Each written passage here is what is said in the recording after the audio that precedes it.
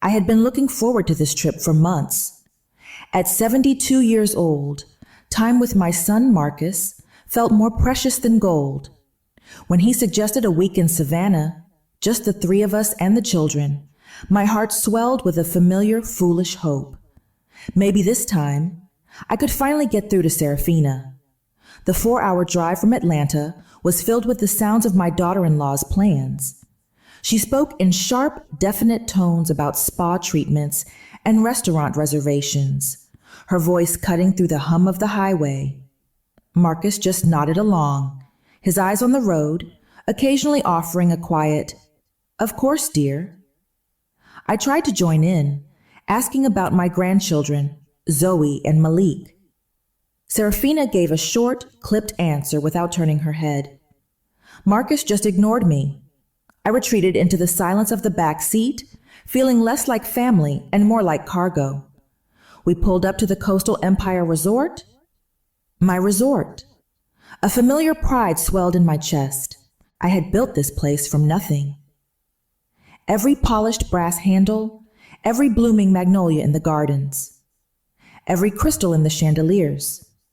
I had chosen them. This was my legacy, but they had no idea. "Remember, Marcus," Serafina said, adjusting her designer sunglasses as the valet opened her door. "I want the penthouse.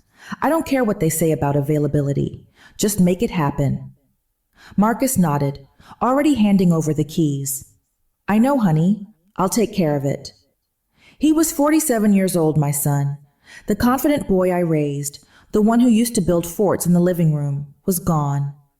This man couldn't seem to breathe without his wife's permission. We walked into the lobby. The scent of fresh lilies and lemon polish always made me smile. I saw Keisha at the front desk, my best manager, a woman I'd personally mentored for a decade. Her eyes met mine, widened in recognition, and then in joy. "Mrs. Carr." I gave a tiny, almost imperceptible shake of my head. Her mouth snapped shut. She understood. I wasn't ready for my family to know the truth. Keisha's professional mask was back on in an instant, though her shoulders were tense. "Good afternoon. Welcome to the Coastal Empire Resort. How may I help you?" "Reservation under Carter," Marcus said, leaning on the desk. "We should have the penthouse suite."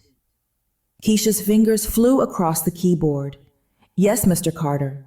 I have your reservation for our Coastal Deluxe suite.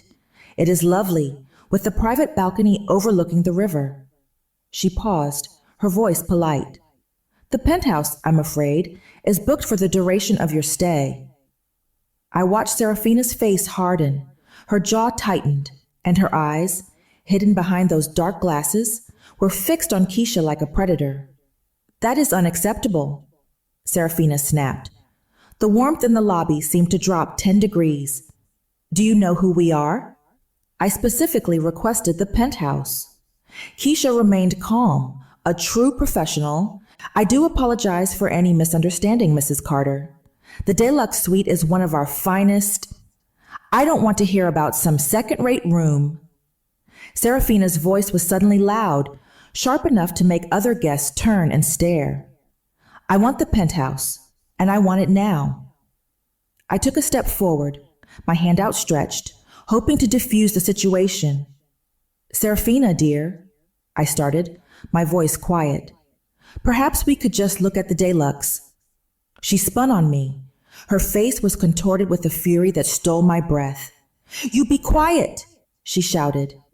The words echoed off the marble floor. Every conversation in the lobby stopped. "Keisha, or whatever your name is," Serafina hissed, pointing a perfectly manicured finger at me. "Just ignore whatever this old woman says. She is not important." She took a breath and shrieked the words that would change everything. "She's just the help, the nanny. Don't talk to the old woman." I stood frozen. My cheeks burned. My mouth was dry. In all my 72 years, no one had ever spoken to me with such venom. Not in public, not ever. But what came next cut even deeper. Marcus, my son. He threw his head back and laughed, It wasn't an uncomfortable chuckle to ease the tension. It was a deep, genuine laugh of amusement, as if his wife tearing me down was the funniest thing he'd ever seen. "Oh goodness, Serafina," he said, wiping a tear from his eye. "You are terrible." He looked at me, still smiling. "But you're not wrong. Mom, just let us handle this, okay? Go sit down somewhere." The betrayal hit me like a physical blow. This was the son I had raised alone, the son I had worked myself to the bone for. He was laughing at my humiliation. Keisha's face had gone pale, a mask of pure, unadulterated horror. She was looking at me, her boss, the CEO, being called the help in her own lobby. "Ma'am," Keisha said, her voice trembling slightly as she addressed Serafina, though her eyes were locked on me. Perhaps she would like to wait in the lounge while we resolve this?" Before I could answer, Serafina let out a loud theatrical sigh. "Yes, take the old woman somewhere she won't embarrass us any more. And make sure someone keeps an eye on her. She tends to get lost." Marcus laughed again. Strangers were watching, and I felt my heart splintering into a million pieces. I wanted to disappear. I wanted to run from this beautiful lobby, from my cruel daughter-in-law, from my mocking son, and never come back. But something inside me, a last vestige of the strength that had built this empire, held me firm. I didn't say a word. I simply picked up my small suitcase, the one I'd had for 20 years, and walked toward the elevators. I kept my back straight, refusing to let them see the tremor in my hands. As the polished brass doors slid closed, I caught Keisha's eye one last time. She looked like she was about to be sick. She gave me a small, frantic nod, a silent message. "I understand. I am so sorry. I am awaiting your signal." I just nodded back, my face a mask of stone. The elevator rose, and with each passing floor, the shame began to curdle into something else. Determination. Alone in the deluxe suite, which was, of course, magnificent, I sat on the edge of the king-sized bed and let the silence wash over me. The room overlooked the Savannah River, the water gliding peacefully by, unaware of the storm inside me. I am Eleonora Carter, and I am not the help. My husband James passed away when Marcus was just 12. He left us with a mountain of debt and a small struggling bed and breakfast in a forgotten corner of Atlanta. I remembered the early days, the 18-hour days, scrubbing floors on my hands and knees, managing reservations in a ledger book, baking muffins at 4 a.m. because we couldn't afford a baker. Marcus would help, sitting at the front desk after school, doing his homework and greeting the few guests we had. He used to tell me I was the strongest person in the world. Little by little, I grew it. That one B&B became 2. Then I bought a failing motel, renovated it, and tripled its value in a year. Now, Coastal Empire Resorts was 17 properties strong, spanning 3 states. I employed over 3,000 people. I was respected. I was sought out by business leaders. But I never told Marcus. It was my greatest secret, my biggest mistake. I had wanted him to love me, Eleonora, his mother. I was so terrified he would only love my money, that he would become someone who valued wealth over character. So, I lived modestly. I kept my small apartment in a quiet building in Atlanta, a building I owned, though he never knew it. I let him believe I was subsisting on James's small pension and Social Security. I let him believe I needed him. For years, I told myself this secrecy was a form of protection, that it kept our relationship real. But as I sat there, the sound of Serafina's shriek, "She's just the help," ringing in my ears, I finally saw the truth. My silence hadn't protected anything. It had only given them permission to despise me. I looked out at the river, at the empire I had built with my own 2 hands. Was it all a mistake? I whispered to the empty room. Was this silence, this lie I've lived for 30 years, the very thing that has now gone too far? Serafina, she was 35 years old, 12 years younger than Marcus, and she wore that age gap like a badge of honor. She was undeniably beautiful, the kind of polished beauty that comes from expensive salons, personal trainers, and an ironclad sense of entitlement. I don't think she had ever liked me. But in the 5 years since she'd married my son, her disdain had curdled into open contempt. She saw me as a charity case, a burden, a frail old woman who couldn't pull her own weight, and who, in her eyes, was leeching off her husband's success. The irony was so thick I could hardly breathe. But the real wound, the one that festered day and night, was Marcus. He was 47, my boy, and he was a stranger to me. He genuinely believed the lie I had crafted. He thought I was poor, scraping by, and that he was my generous savior. He had no idea that his generosity, this vacation, his house, his car, was all funded by the mother he pitied. He was so completely under Serafina's spell that her reality had become his. During the drive, every time I tried to speak, he would cut me off. "Mom, Serafina's handling the plans. Just relax." When I'd questioned the cost of the resort, he'd sighed. "Mom, please. Serafina deserves nice things. Don't worry about it. I'm covering you." Covering me? With my own money. There was a knock at my suite door, sharp and impatient. I opened it to find Serafina standing there, already changed into a silk robe, holding a bottle of sunscreen. Marcus hovered behind her, looking uncomfortable. She didn't apologize. She didn't even acknowledge what had happened in the lobby. She just tossed the bottle onto the table. It landed with a heavy clack. "You're watching the children tomorrow," she announced, her voice flat. "We're at the spa all day, starting at 9. She turned to leave, then paused in the doorway. "Don't let them burn. I don't want to hear a single complaint, Eleonora. This is our vacation, and I plan to enjoy it." The door clicked shut, leaving me alone with her orders. The next morning, I was at the main pool by 8. I had my grandchildren, Zoe, who was 8, and Malik, who was 10, sitting under a large umbrella. Around us, the resort was coming to life. Other families were laughing. Children were splashing. Parents were calling out to each other. It was a scene of joy, of connection. My grandchildren were silent, their faces illuminated by the blue light of their tablets. They hadn't said more than 2 words to me. Serafina and Marcus had left an hour earlier for their spa day. "We'll probably be back around 6, Marcus had said, not quite meeting my eye. "Spa first, then lunch, then maybe some shopping." "Have fun," I'd replied, my voice hollow. I sat there on the lounge chair, watching the water sparkle. I was paying for this. I was paying for the plush towels, the attentive staff, the $1,000 spa treatment Serafina was currently enjoying. I was footing the bill for the privilege of being their unpaid nanny. I tried to break the silence, my heart aching to connect with these children who shared my blood. "Zoe, sweetheart, look at that beautiful heron over there by the fountain."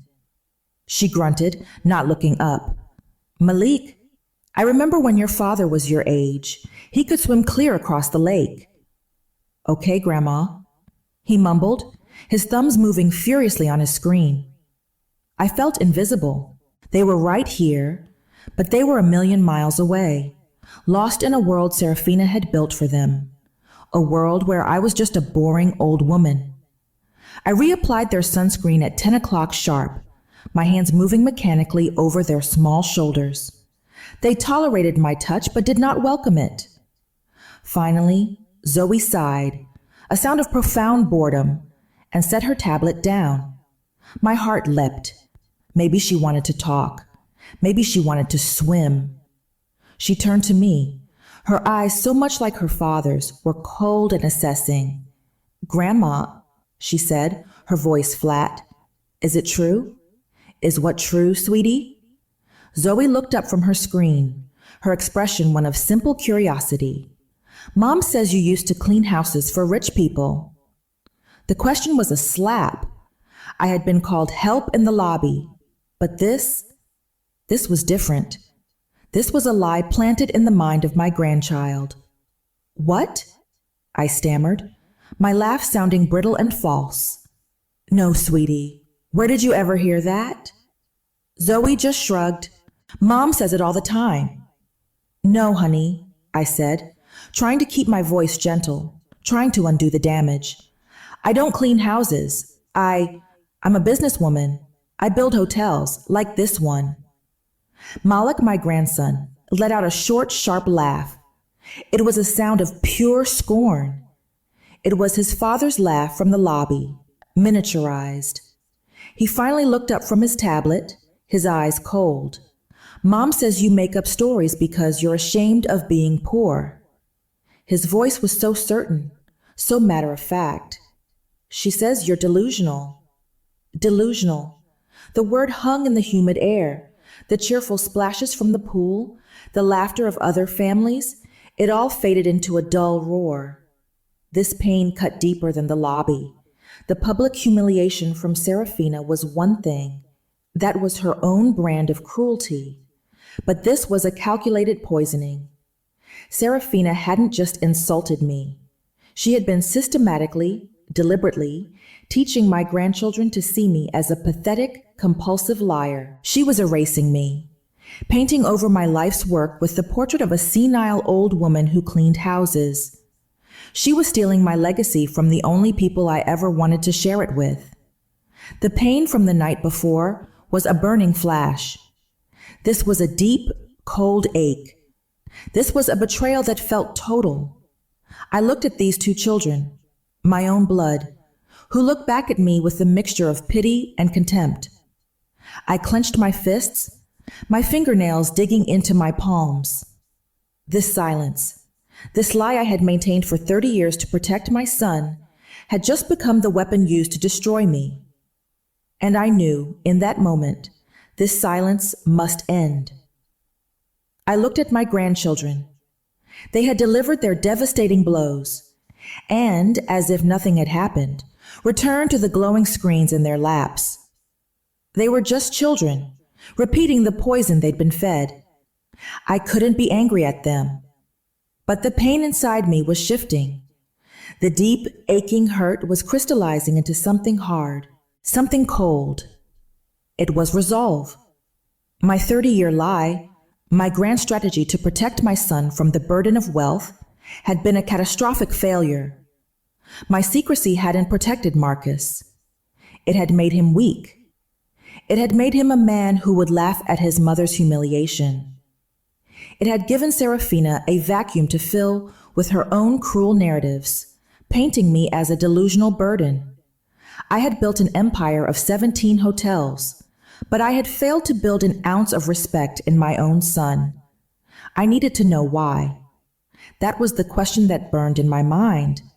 Did Marcus, the little boy who used to bring me dandelions and call them sunflowers, truly believe I was a senile old woman who cleaned houses? Or was he as greedy and malicious as his wife? And this delusional story was just a convenient lie they told themselves to justify their contempt? I couldn't fix this until I knew the truth. I couldn't just stand up and say, I'm rich. That would solve nothing. I needed definitive proof. I needed to know their true intentions. I had to hear it from their own mouths when they thought I wasn't listening. I stayed by the pool for another 6 hours. When they finally returned, radiant from their spa treatments and expensive lunch, Serafina barely glanced at me. Good, she'd said, seeing the kids weren't sunburned. You can watch them again tomorrow. We have golf. Later that afternoon, I told them I was going for a walk to clear my head. The resort was quiet, the late afternoon sun casting long shadows. I saw them before they saw me. They were at a private poolside cabana, one of the exclusive ones I had built for VIPs. They weren't shopping. They were drinking champagne, with another couple I didn't recognize. Laughter, loud and careless, drifted across the water. My heart began to pound, a slow, heavy drum against my ribs. This was it. I moved carefully, slipping behind a large leafy palm tree just a few feet away from their cabana. The thick canvas curtains were partially drawn, hiding me from their view, but I could hear their voices clearly. I knew, with a chilling certainty, that I was about to hear the truth. I leaned against the rough bark of the palm, my body trembling. I held my breath, listening. "The thing is," Serafina was saying, her voice syrupy sweet, "she's getting old. 72 isn't exactly young, and old folks don't live forever, if you catch my drift." The other woman, the one I didn't know, let out a tittering laugh. "Serafina, you are just awful." "I'm just practical," Serafina replied. "Marcus is an only child. We're going to get everything eventually. The only question is how long we have to wait." My stomach dropped. Everything? What did they think I had? A small apartment? A pension? The unknown man spoke. "But what about Mrs. Carter? Doesn't she have any money of her own? Marcus said she was—" Then I heard my son's voice. The voice I had once trusted completely. "My mom?" he said, followed by a dismissive chuckle. "Nah, she's poor as a church mouse. Lives in a tiny little apartment in Atlanta, just scraping by on Social Security." The lies flowed from him so smoothly, so easily. "I've been helping her out for years," he continued, his voice full of false modesty. "I pay for her utilities, send her money every month. Honestly, this whole trip is on my dime, just to give her a break." I leaned against the tree, the rough bark digging into my back, grounding me as the world spun. He wasn't just mistaken. He was actively lying to these people, painting himself as a saint and me as a pathetic dependent. "That's why this is so annoying," Serafina chimed in, her voice dripping with venom. "We have to drag her everywhere because she can't afford anything on her own. It's like having a pet you can't get rid of." "How awful for you," the other woman said. "And I bet she expects you'll take care of her when she gets really old and sick." Serafina let out a sharp, ugly laugh. "Over my dead body. As soon as she needs any real care, she's going straight into a state-run home. I am not turning my house into a hospice for some useless old woman." A cold dread, so profound it numbed my skin, washed over me. This wasn't just disrespect. This was a plan. They were planning to discard me. But Marcus's next words were the ones that shattered my heart. "The funny thing is," he said, his voice thick with cruel amusement, "she still thinks she's important. She tells these crazy stories about owning businesses and being successful." "No," said the other woman, laughing. "Yes. It's almost sad how delusional she is. Yesterday, she even told the kids she owns hotels." He spat the word hotels like it was a joke. They all burst into laughter. The sound cut through the humid air, sharp and brutal. "Early onset dementia, maybe?" the unknown man asked, trying to sound sympathetic. "Maybe," Marcus said with a shrug. "Or maybe she's just desperate to believe she mattered. Either way, it's embarrassing." I felt the bile rise in my throat. I stumbled back, my hand flying to my mouth to stifle a sob. They didn't just think I was poor. They thought I was insane. And my son was fine with that. He was using dementia as the punchline to his joke. I stumbled back to my suite, my vision blurred. The beautiful manicured pathways of my resort felt alien, hostile. I fumbled with the key card, my hands shaking so violently it took 3 tries to open the door. I collapsed onto the sofa, the plush velvet feeling cold against my skin. Fury. A cold, pure fury I had never known I possessed, washed over me, burning away the shock. The grief was still there, a hard knot in my chest, but the rage was a shield. They were planning to put me in a home. They were calling me delusional. My first instinct was simple. I would destroy them. Right now. I grabbed the hotel phone and dialed 0. Keisha answered on the first ring, her voice anxious. Mrs. Carter, is everything all right? Keisha, I said, my voice low and steady, surprising even myself. I need you to send hotel security to my suite, and I want this hotel's legal counsel here immediately. Yes, ma'am. Right away. Is there a threat? Yes, I said. A very serious one. I hung up. I stood in the center of the room, my back straight. I was ready. I would have them thrown out. I would expose them right here, in the lobby they had humiliated me in. I waited, my heart pounding a rhythm of war against my ribs.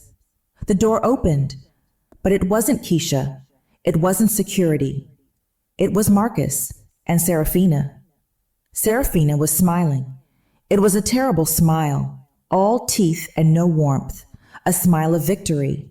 Mom, Marcus began, his voice thick with a fake practiced concern. We've been so worried about you. Worried? I spat the word. We heard you wandering the grounds, talking to yourself. Serafina cut in, her voice smooth as silk. We've been worried for a while, Eleonora, about your stability. What are you talking about? I demanded, though a new cold dread was creeping up my spine. Marcus wouldn't look at me. He just stepped forward, his eyes fixed on the carpet, and held out a thick sheaf of papers folded neatly. Mom, he mumbled, this is for your own good. It's the only way. I snatched the papers from his hand. The cover sheet was stamped with the seal of the Superior Court of Chatham County. I read the words, Petition for Conservatorship. My breath left my body. I read the lines, my eyes scanning the dense legal text. Alleges that Eleonora Carter, 72, is mentally incompetent, suffering from severe memory loss and delusions of grandeur. Specifically, a recurring and fixed delusion that she is a wealthy hotel magnate. Petitions the court to grant Marcus Carter full conservatorship over her person and estate. I looked up, the papers trembling in my hand. They hadn't just been joking. It was a strategy. The dementia story from the cabana wasn't a punchline. It was their legal argument. They had gone to a lawyer before this trip. They had planned this. You, I whispered, the word barely audible. Serafina's mask of concern dropped, replaced by a sneer of triumph. The judge will see just how crazy the hotel owner really is, she said, her voice a low hiss. We're just protecting you from yourself, Eleonora, and protecting the family's assets. The knock on the door came then. It was Keisha and 2 security guards. They stepped in, saw Marcus and Serafina, and stopped, confused. Serafina just laughed. Oh, good. The staff is here. She's been having another one of her episodes, gentlemen. It's so sad to watch. I stared at the court papers, the official seal, the legal jargon, delusions of grandeur. Keisha and the security team looked utterly confused, glancing from me to Serafina, who was putting on a masterful performance of a concerned, grieving daughter-in-law. She called you? Serafina said to Keisha, her voice full of pity. Oh, you poor thing. She does that sometimes. Thinks she runs the place. We're so sorry you had to get involved. Marcus just stood there, his face pale, his eyes on the floor. A puppet made of shame. The shock that had frozen me was burning away, replaced by an icy rage so pure it was almost calm. They had used my own secret, my 30-year-long act of humility, as the very weapon to prove I was insane. Get out, I said. The word was quiet, low. It cut through Serafina's performance. What did you say? Serafina asked, her smile faltering. Keisha, gentlemen, thank you for coming, I said, my voice now loud, clear, and full of an authority they had never heard. This is a legal matter, but not the way she implies. Please wait outside the door. They nodded, recognizing the shift, and exited, closing the door softly. I turned to my son and his wife. I said, "Get out," I repeated. "Your performance is over." Serafina's eyes narrowed. "You can't order us, Eleonora. This suite is paid for by me," I finished. "This suite, your house, your car, and that ridiculous designer bag on your arm. It was all paid for by me, by the delusional old woman." Marcus visibly flinched. Serafina, however, recovered quickly. She laughed, a cold, ugly sound. "The delusions are getting stronger. This is exactly what the petition is for. You're proving our case for us." She grabbed Marcus by the arm. "Come on, darling. Let's leave her. The court will handle this." They walked out, Serafina's head held high, believing they had won, believing they had cornered the crazy old woman, and the legal system would now hand them her assets. The moment the door clicked shut, I was at the phone. I didn't call the front desk. I dialed my private line. It rang twice. A deep, calm voice answered. "Henderson, Mr. Elijah Henderson, my attorney, my advisor and my friend for 40 years. He was the only other person on earth who knew the full extent of my wealth." "Elijah," I said, my voice shaking, "it's Eleonora. We have a serious problem." "Eleonora? What is it? You're supposed to be on vacation. Are you hurt?" "They've just declared war," I said.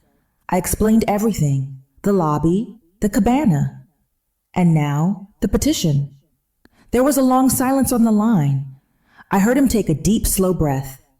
When he spoke, his voice was no longer that of a warm friend. It was the voice of the sharpest corporate lawyer in Atlanta. "Eleonora," he said, and I could hear the grim smile in his voice. "They have just made a fatal, fatal mistake. They've moved this battle out of the family living room and into our territory. The law. What do I do?" "You gather everything," he ordered, "every receipt, every email, every proof of their dependence. I want a complete financial history of Marcus and that woman for the last 10 years. I'll be in Savannah by morning." I hung up, the icy rage now focused. I had a mission. I opened the door. Keisha was standing there, her face a mask of worry. "Mrs. Carter, what is going on?" "They're trying to have me declared incompetent," I said flatly. "They think I'm delusional."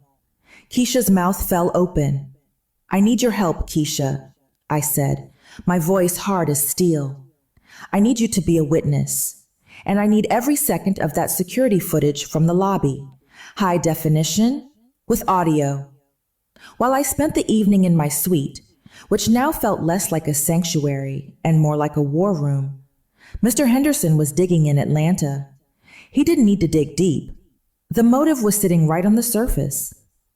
He called me back at 10 p.m.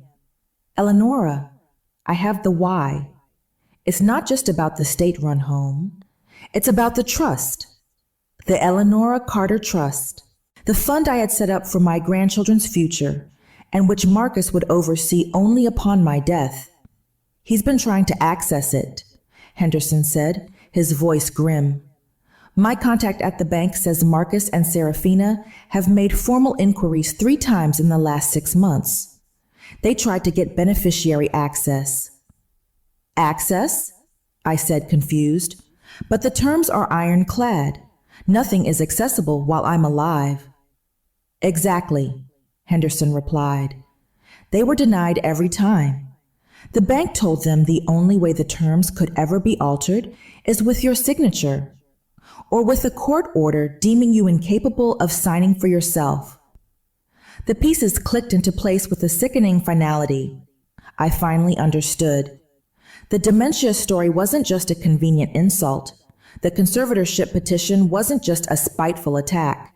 It was their legal path. It was the only key they could find to unlock the trust. They weren't just trying to discard me. They were trying to steal my grandchildren's inheritance, and they needed me legally declared insane to do it. They're more evil than I ever imagined, I whispered. They're more stupid than you imagined, Henderson corrected. They've left a paper trail a mile wide. I'm flying in. I'll be at your hotel by 7 a.m. Have your records ready. The next morning, Henderson, looking sharp in a three-piece suit, was sitting in my suite. He set a briefcase on the table, and Keisha joined us. He took a formal videotape deposition from Keisha. She was brilliant. Calmly, and in meticulous detail, she recounted the entire lobby scene, Serafina's exact words, Marcus's laughter, and my silent signal to her. She was the perfect witness, credible, professional, and clearly loyal to me. When she was finished, Henderson nodded, satisfied. Thank you, Miss Keisha. That will be invaluable. After Keisha left, he turned to me. All right, Eleonora, what do you have for me? I didn't say anything. I just bent down and lifted a heavy, thick document binder onto the coffee table. It landed with a heavy thud. Henderson raised an eyebrow. This, I said, tapping the cover, is every bill I have paid for them for the last 10 years. Zoe and Malik's private school tuition, $120,000 a year. Serafina's credit card statements, which I've been foolishly paying. Marcus's car payments, their mortgage supplements. I pushed the binder toward him. They claim I'm a financial burden. This binder proves they are the parasites. Mr. Henderson spent an hour paging through the binder, his expression growing grimmer with every turned page. He simply shook his head. Eleonora, this is staggering, he said, his voice quiet. The audacity. It's just the beginning, I said. I slid a second, slimmer binder across the table. I had my CFO overnight this. It's a consolidated report, a full list of all 17 hotel holdings, my personal net worth, and a line item accounting of every dollar paid to Marcus, cross-referenced with every dollar from my accounts for his expenses. Henderson opened it. His eyes widened. Good Lord, Eleonora. This isn't just a rebuttal. This is an execution. We're not finished, I said. There was a soft knock. Keisha entered, holding a small black USB drive. Here it is, Mrs. Carter, she said, placing it on the table. The full security footage from the lobby, high definition, with crystal clear, isolated audio of the Moe incident. Thank you, Keisha. You've been invaluable, I said. She nodded. We're all behind you, ma'am. When she left, Henderson picked up the drive. This is the smoking gun. This proves their claim of you creating a disturbance is a malicious lie. I sat back, looking at the two binders and the small USB drive on the table. It was a mountain of evidence. It proved I was sane. It proved I was wealthy. It proved they were liars. But I knew, with the sudden chilling clarity, that it wasn't enough. Elijah, I said, this proves what happened. It proves their petition is based on a lie. But it doesn't prove why. It proves the motive was the trust, he countered. It implies it, I said. But Serafina will argue they were just worried, that they're bad with money, but their intentions were good. We need to prove their intent after they filed the petition. We need to prove this is a conscious, ongoing conspiracy.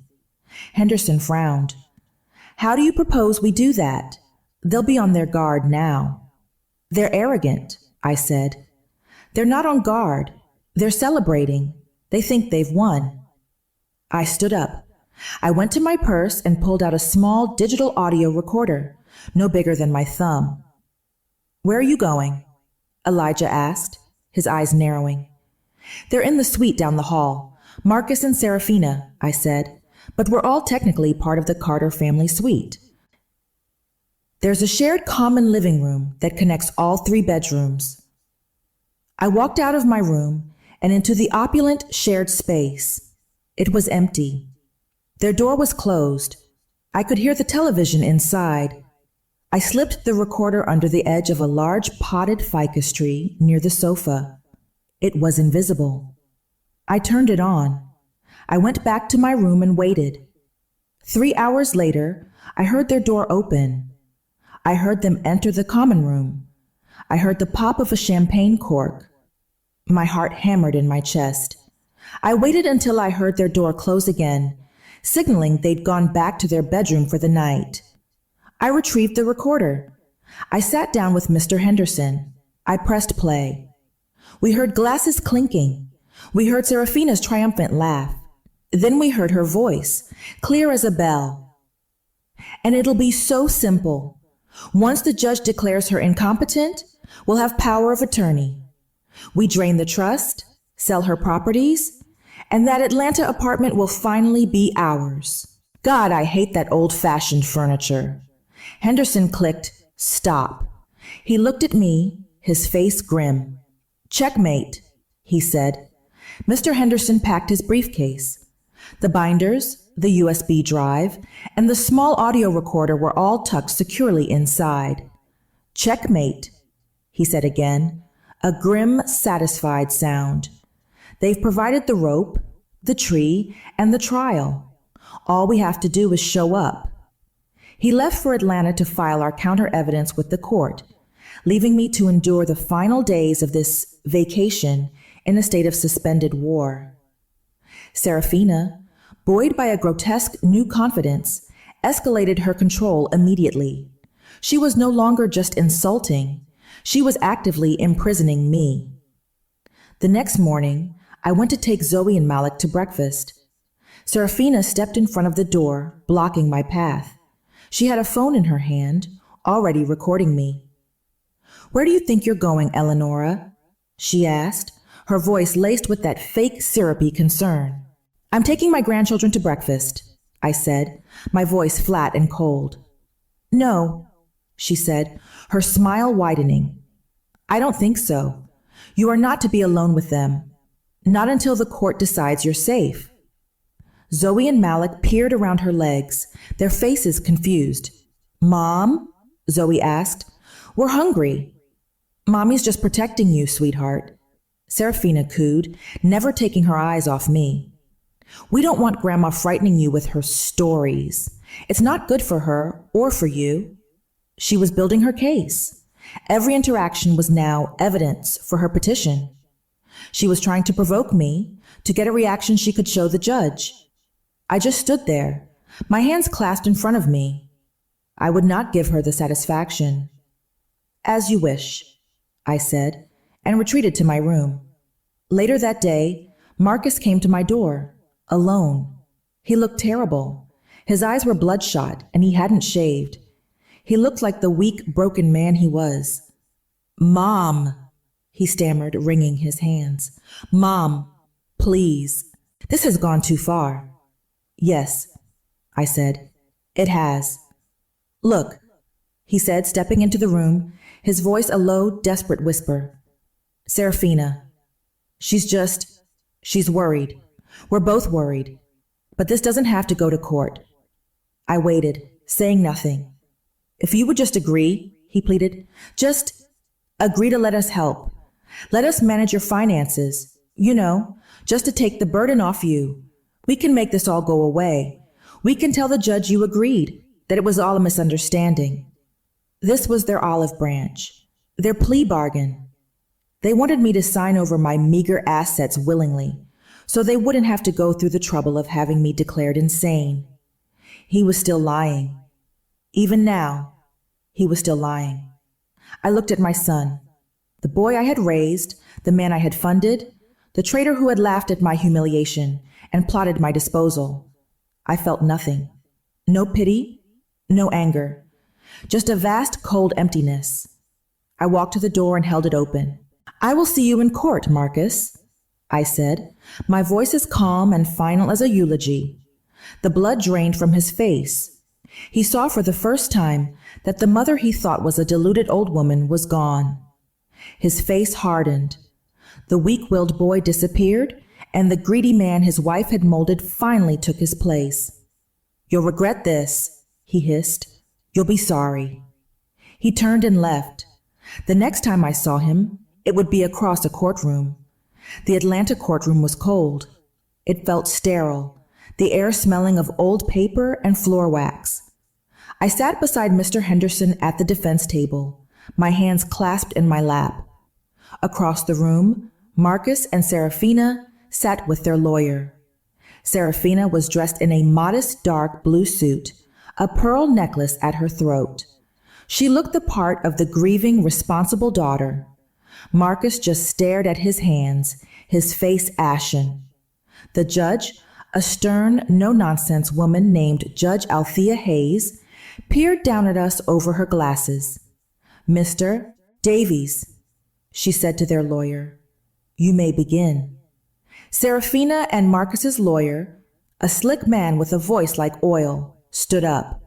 He painted a masterful picture of a family in crisis, of a son and daughter-in-law deeply concerned for their matriarch's failing mental state.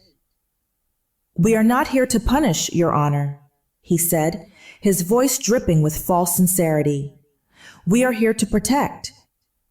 He called his first witness, a hired gun psychiatrist, a Dr. Fields, who testified he had reviewed reports and family observations, all provided by Serafina, of course. Dr. Fields spoke in clinical, devastating terms.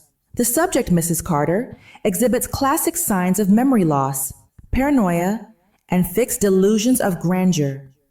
It is my professional opinion that she is no longer capable of managing her own affairs, financial or personal."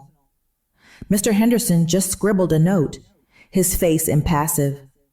"And now, Your Honor," Mr. Davies continued, "we would like to show the court footage of the incident at the resort in Savannah, which first alerted my clients to the true depth of Mrs. Carter's instability."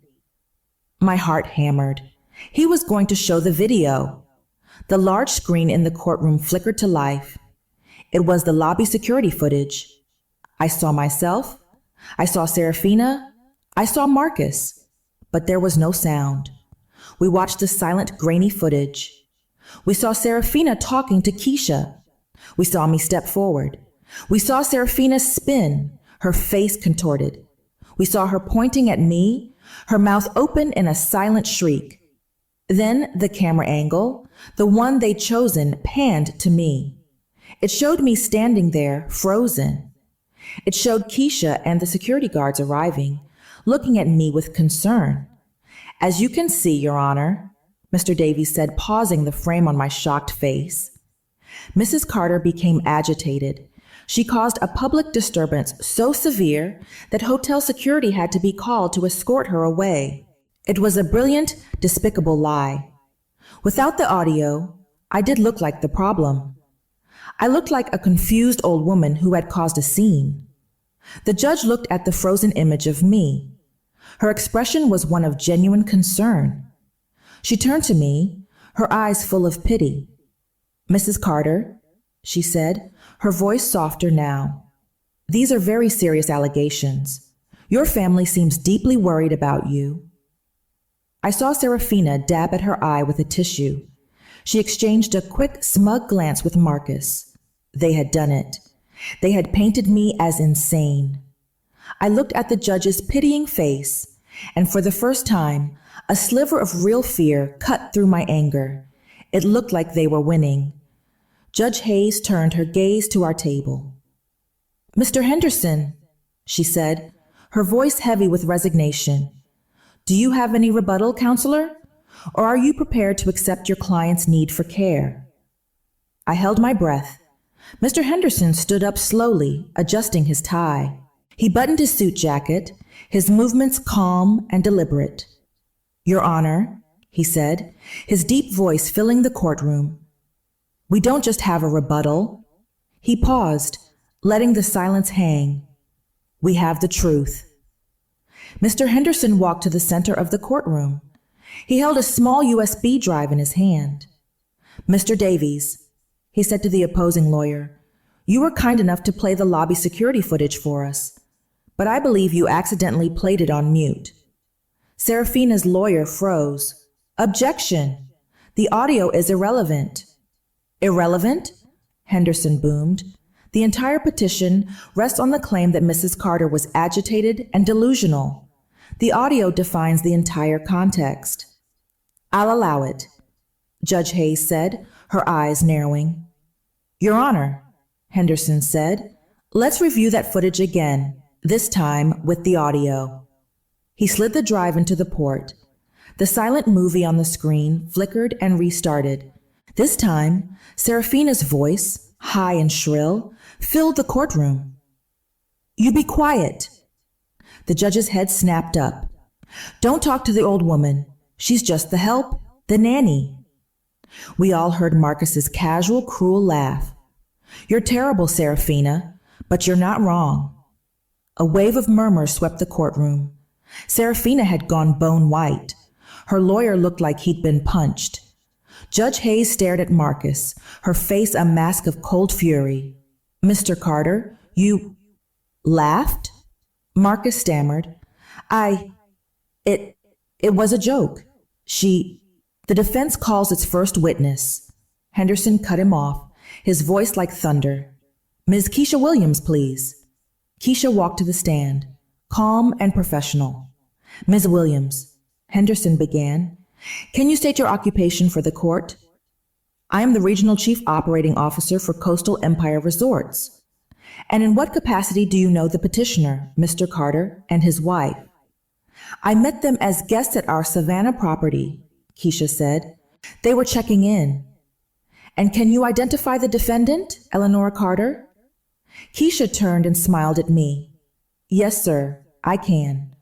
Mrs. Eleanor Carter is the CEO, founder, and sole owner of all 17 Coastal Empire properties. She is my boss. The courtroom exploded. Serafina shot to her feet. She's lying. She's part of the delusion. Sit down, Mrs. Carter. Judge Hayes slammed her gavel. Mr. Henderson, do you have proof of this claim? We do, Your Honor. Henderson walked to the table and picked up the 2 thick binders. Takedown number 3. He placed the first binder in front of the judge. Your Honor, this is a full financial portfolio of Mrs. Carter's holdings. Her personal net worth is, to be conservative, in excess of $90 million. He placed the second binder next to it. And this, he said, his voice dropping, is why the petitioners are truly here.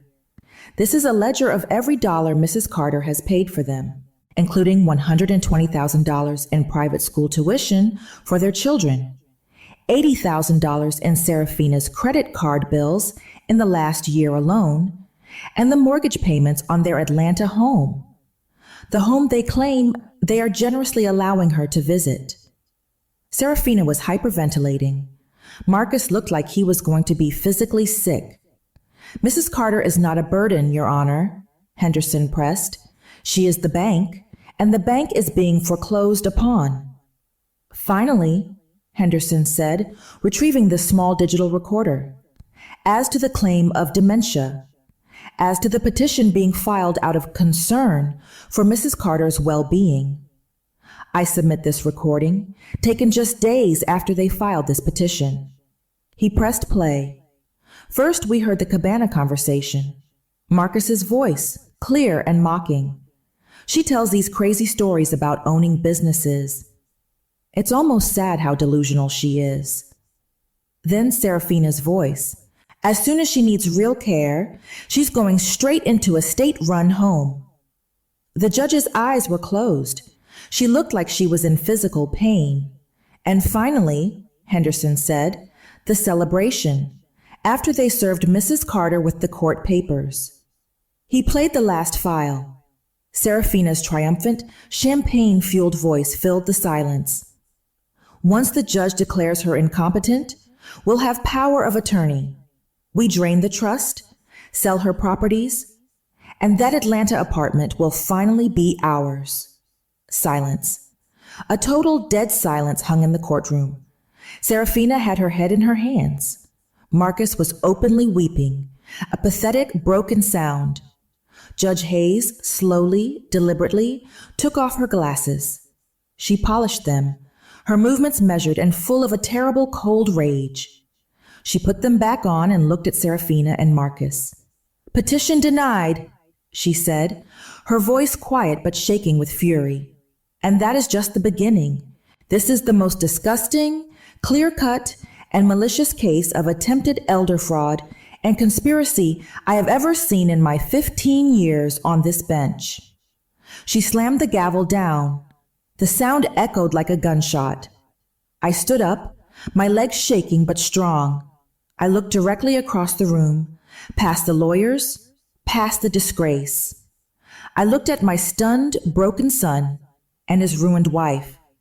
And for the first time, I turned my back on them. Judge Hayes wasn't finished. She referred the entire case file to the district attorney's office for investigation into perjury and conspiracy to commit fraud. Serafina let out a sound, a high-pitched keen, as a bailiff moved to stand behind her. Marcus just sat there, hollowed out, the tears still streaming down his face. As Mr. Henderson and I gathered our papers, Marcus stumbled toward us, his hand outstretched. "Mom," he whispered, his voice cracking. "Mom, I didn't even pause. I looked at his hand, then at his face, and I felt nothing. The vast, aching love I had carried for him for 47 years was gone, burned out, leaving only ash. "Elijah," I said, turning to my lawyer, my voice clear and firm, cutting off my son's pathetic stammering. "Cut them off, immediately." "With pleasure," Henderson said. "Every account," I continued, walking past Marcus as if he were a stranger.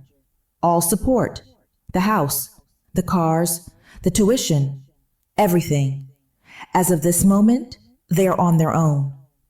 "Mom, please," he cried out behind me. "You can't." I stopped at the courtroom door. I turned, looking back one last time at the wreckage of my son. "I can," I said, "and I will." I walked out of that courtroom and never looked back.